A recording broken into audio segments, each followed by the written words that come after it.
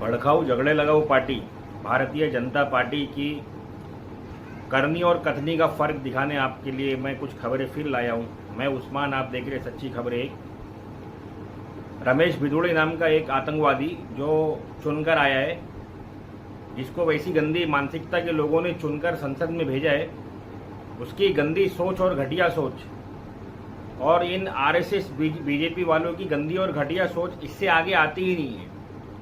या तो ये दंगे फैलाएंगे, लोगों को धर्म और मजहब के नाम पर मरवाएंगे, या तो फिर औरतों के जिस्म को लेकर ये लोग गंदी गंदी टिप्पणियां करेंगे।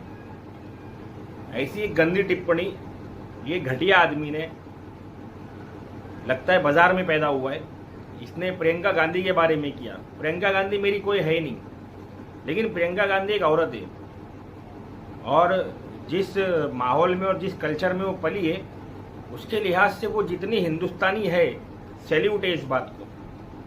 ऐसी औरत के लिए ये टिप्पणी करता है कि मैं वहाँ की सड़कें जो है ना, वो प्रियंका गांधी के गालों की तरह चिकनी बना दूंगा। यानी इनकी सोच इससे ऊपर आती ही नहीं है।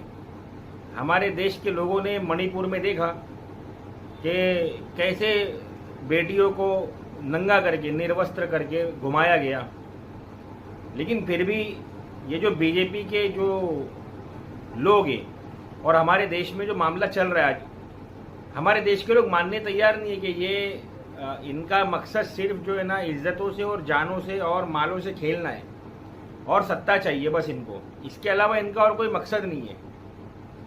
जैसे बिल्किस बानो के बलात्कारियों को हमारी सरकार ने बाइज्जत बरी करके छोड़ दिया, जैसे बाबू बजरंगी नाम के एक आतंकवादी को, जो गोधरा कांड का मेन आरोपी था, नरेंद्र मोदी के साथ, उसको इन लोगों ने बाइज्जत बरी कर दिया। जैसे डीजी बंजारा को, जैसे और दीगर लोगों को, एक तड़ीपार अमित शाह को गृह मंत्री बना दिया गया, गोधरा कांड के आरोपी को प्रधानमंत्री बना दिया गया, और आज ये जो है ना आरएसएस के भी खिलाफ उठकर खड़े हो गए। और ऐसे इनके कारनामे हैं दूसरे। ये रमेश भिदोड़ी ने जो बोला, ये तो आप लोगों ने कई वीडियोज में सुना होगा और भी न्यूज़ वालों की वीडियोज में सुना होगा। मेरा मकसद असल में इसकी सच्चाई को आप तक पहुंचाना था कि इन लोगों की मानसिकता को आप देख लीजिए। हिंदुस्तान की इतनी बड़ी नेत्री बोल रहा हूँ, इतनी बड़ी नेता, उसके बारे में जब ये ऐसा बोल रहे तो आम औरतों के बारे में, और जो दलित महिला इनके पास किसी मदद या काम के लिए जाती होगी, कुलदीप सिंह सेंगर आपको याद होगा, ये उसका क्या हाल करते होंगे। और ये लोग कहते हैं कि एक दिन आएगा जब हिंदुत्व और सनातन धर्म और शाश्वत धर्म जो है ना पूरी दुनिया पर छा जाएगा। ऐसे छाएगा, ऐसे तुम तुम्हारे मजहब का प्रचार करोगे। जैन मंदिर पर और जैन लोगों की दुकानों पर और जैन लोगों के घरों पर हमला करते हुए हिंदू आतंकवादी, काफी बड़ा नुकसान पहुंचाया इन लोगों ने। अब क्यों नहीं इनके घरों को तोड़ा जा रहा है और क्यों नहीं इनको जो है ना जेलों में डाला जा रहा है और इन पर सख्त से सख्त कार्रवाई की जा रही है। इनके हाथ पैरों को क्यों नहीं तोड़ा जा रहा है, क्यों नहीं इनके घर वालों को जलील किया जा रहा है? क्योंकि ये इस आतंकवादी मजहब के मानने वाले आतंकवादी है। ये वीडियो जो चल रहा है मेरे पीछे आप लोग देख रहे होंगे, इसमें पहले तो आतंकवाद के नारे लगे, जय श्री राम। हिंदुस्तान में आतंकवाद का सबसे बड़ा कोई नारा है अगर आज, तो वो जय श्री राम है। और जय श्री राम के नारे लगाकर ये लोग जैन मंदिर पर पथराव कर रहे और जैन लोगों की दुकानों को तोड़ रहे और घर और मकानों को नुकसान पहुंचा रहे। और अच्छा हुआ ये हुआ तो कम से कम ये जो जैन लोग पैसा फाइनेंस करते हैं ना आरएसएस को और बीजेपी को, इनको भी समझ में आना चाहिए। जूते नहीं पड़ेंगे जब तक नहीं समझ में आएगा ना। अभी इनको समझ में आना चाहिए ये बात कि ये आतंकवादी संगठन है, ये कोई देश के हित में काम करने वाली कोई देश की पॉलिटिकल पार्टी नहीं है। ये एक आतंकवादी संगठन है जो जिसका काम और जिसका मकसद हिंदुस्तान को बर्बाद करना है। गाय को ये लोग इतनी ज्यादा बड़ी तस्करी कर रहे गाय की। 7 आरोपी गाय के पकड़े गए जिसमें से एक आरोपी मुबीन खान वो मुसलमान था, बाकी 6 आरोपी हिंदू थे। किधर है हमारा सोशल मीडिया, किधर है वो गौ रक्षक, किधर है गाय को माता बोलने वाले, कहाँ गए? धरती, भारत की धरती को, भारत की जमीन को माता बोलने वाले कहाँ गए, जिसके ऊपर ये सारा अपराध हो रहा है? और सारा अपराध करने वाले यही आतंकवादी लोग हैं। इनकी लिस्ट बता रहा हूं मैं आपको, आप देखिए, इनके चेहरे भी आपको दिखाऊंगा मैं, मेरे पीछे चलाऊंगा, आप लोग देखना उन 6 आरोपियों को जो हिंदू है। हाँ, और हमारे देश का कानून, हमारे देश के कानून के चलाने वाले और हमारे देश की सबसे बड़ी सो कॉल्ड हिंदू पार्टी वो कहती है कि आतंकवादी मुसलमान है। अगर मुसलमान आतंकवादी है, मुसलमान गाय के हत्यारे है, तो फिर ये लोग कौन है? 7 में से 1 आरोपी मुसलमान है। वो पुलिस ने नाम बताया, पता नहीं वो भी मुसलमान है या नहीं है, लेकिन 7 में से 1 परसेंटेज आप लोग निकाल सकते हैं। इतने परसेंट अगर मुसलमान हिंदुस्तान में आरोप करता है, अपराध करता है, तो आप लोग पूरे हिंदुस्तान के मुसलमानों को बुरा कैसे बोलते हैं? अगर मुसलमान इस चीज पर आमादा हो जाए कि हमको भी हमारा देश बर्बाद करके ही छोड़ना है, अब हमको हमारा हक चाहिए, और मुसलमान मंदिरों के पीछे पड़ जाए जैसे कि हिंदू मंदिरों के पीछे, मस्जिदों के पीछे पड़ गए, तो क्या 4 करोड़ से ज्यादा इल्लीगल मंदिर हिंदुस्तान के अंदर है। 4 करोड़ से ज्यादा इल्लीगल मंदिर हिंदुस्तान के अंदर है। 4.5 करोड़ तकरीबन मंदिर है, उसमें से 4 करोड़ से ज्यादा इल्लीगल है, जिसका कोई प्रमाण नहीं है, कोई उसका ऑर्डर नहीं है गवर्नमेंट की तरफ से, ना अभी का है ना प्राचीन जमाने का है कि ये मंदिर जो है ना कभी हुआ करता था, या ये किसी भगवान का मंदिर है। और कितने भगवानों के मंदिर बनाओगे?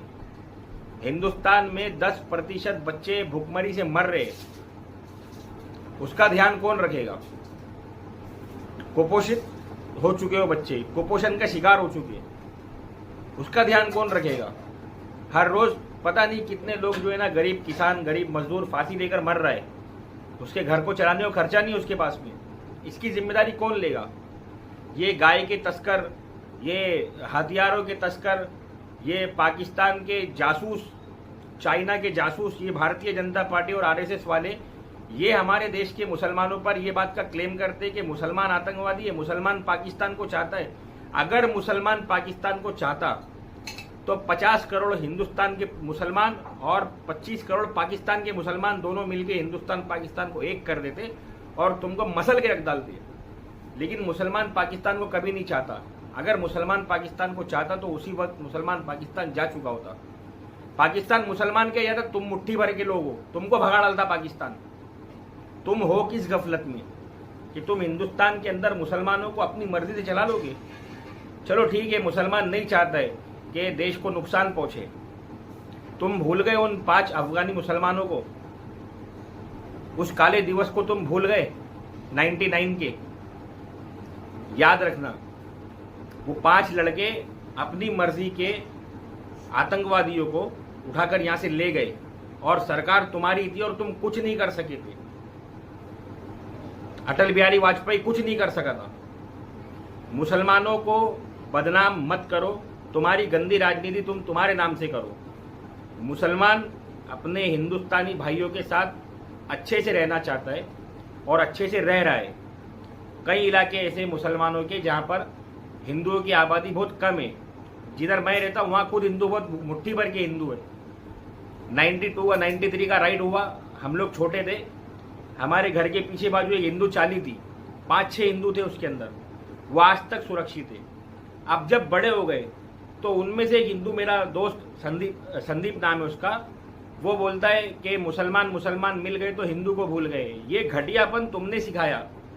अगर ये घटियापन हम में होता तो 5-6 परिवार, वो 5-6 घर यहाँ रहते ही नहीं, उनको मार दिया जाता। लेकिन ऐसा नहीं था और ना ऐसा है। मुसलमान ऐसा कभी नहीं चाहता। ये वीडियोस देखकर, ये न्यूज़ देखकर आप लोगों को अगर थोड़ी सी भी अकल होगी ना, मेरे देश के बाकी मजहब के लोगों को, तो वो इस बात को सोचेंगे, वो इस बात को भूल जाएंगे और इस बात को झुठला देंगे कि ना बाबर ने कभी हिंदुस्तान में हिंदुओं को मारा और हजरत औरंगजेब रहमतुल्लाह अलैह ने कभी हिंदुओं को मारे। वो इस बात को याद रखेंगे कि पुष्पमित्र शुंग ने और राणा सागर ने और ऐसे पता नहीं कितने हिंदुओं ने तुम्हारा सत्यानाश किए। अगर मेरी बात समझ में आई हो तो मेरे वीडियोस को लाइक जरूर करें, क्योंकि ना एक्स मेरे वीडियोस को इंप्रेशन दे रहा है, ना यूट्यूब दे रहा है, ना इंस्टा दे रहा है। इनका असल मकसद ये गंदगी और फहाशी फैलाना, गंदे वीडियोस को, गंदी चीज़ों को ये लोग मिलियनों के अंदर इंप्रेशन देते हैं। लेकिन ऐसी बातों को ये लोग इंप्रेशन नहीं देते कि आदमी थक हार के चुप बैठ जाए और सच बोलने वाला और बताने वाला कोई ना हो, ना इन यहूदियों के खिलाफ, ना इन हिंदुओं के खिलाफ। तो मेरे वीडियोस को लाइक करें, शेयर करें, सब्सक्राइब करें और बेल आइकन के बटन को ज़रूर प्रेस करें। अस्सलाम वालेकुम वरहमतुल्लाहि वबरकातुहू।